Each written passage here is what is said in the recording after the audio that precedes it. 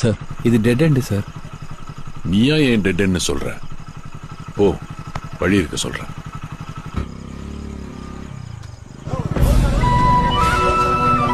இங்க நிறுத்திக்க.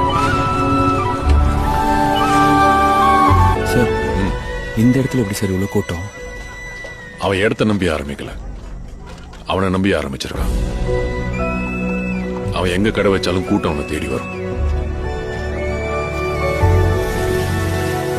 அப்படி